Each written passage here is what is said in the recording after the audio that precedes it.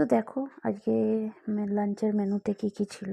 গরম গরম ধোয়া ওঠা ভাত আছে, আর এখানে দু রকম শাক ভেজেছি, কুমড়ো দিয়ে আর রসুন দিয়ে ভেজেছি হচ্ছে মূলো শাক, আর হচ্ছে পুনকো শাক। আমাদের এদিকে পুনকো শাক বলে, তোমাদের কী বলে সেটা জানিও। আর এখানে দেখো একদম আলু পোস্ত টমেটো দিয়ে করেছি। তো ভিডিওটা ভালো লাগলে লাইক কমেন্ট শেয়ার করো। আর এই যে দেখো মাছের ঝাল করেছি, মানে ঝাল একটু ঝোল ঝোল টাইপের করেছি, সর্ষে পোস্ত দিয়ে করেছি। মাছটা রুই মাছ ছিল, টাটকা মাছ। তো কার কার ভালো লাগে জানিও। আমার তো মাছের মধ্যে রুই আর কাতলায় আর চিংড়ি মাছটাই বেশি ভালো লাগে। আর বিশেষ একটা কিছু করিনি। তো এই ছিল মেনু। তো দেখো সাদা সাদা ভাত, কি সুন্দর ধোয়া ওঠা ভাত, এর সঙ্গে যদি একটু ঘি আর একটা কাঁচা লঙ্কা পড়ে তো খুব ভালো লাগবে। তো মেনুটা কেমন লাগলো জানিও।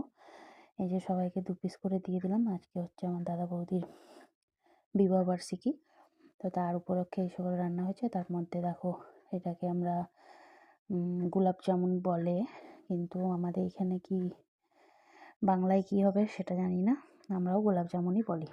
তো যাই হোক, চলো ঝটপট করে খেতে বসে গেলাম, তোমরাও খেয়ে নাও।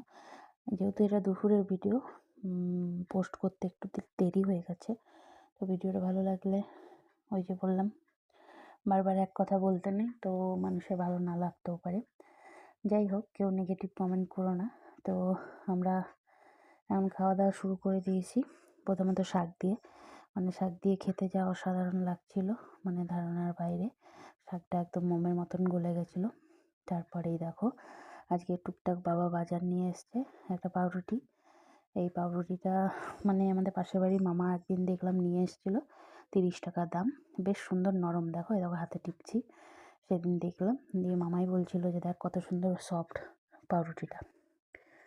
তো বাটার যা চলে গেল।